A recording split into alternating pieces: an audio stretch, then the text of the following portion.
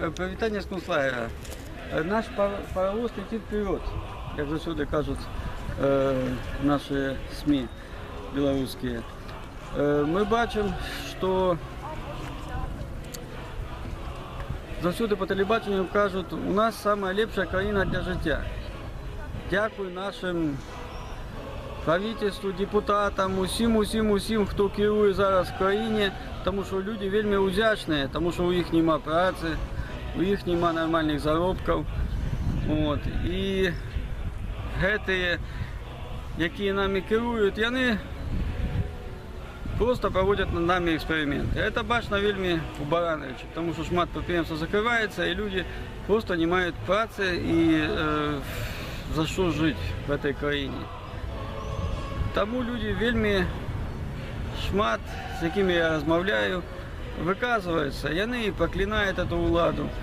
І просто кажуть, а нам все ровно, а владі це добре, коли вам все ровно і обіяково, їм легше правити таким народом.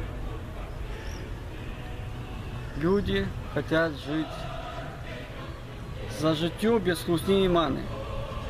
І вони попросту з дитинства навчені, що у нас справді повинна бути правда, справедливість. Но вельми шкода, що цього нема, і нас просто дурять, манять і завсюди хлусня.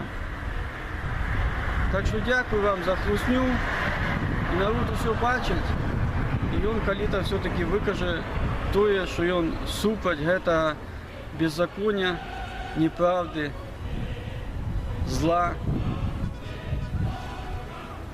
Живе Білорусь!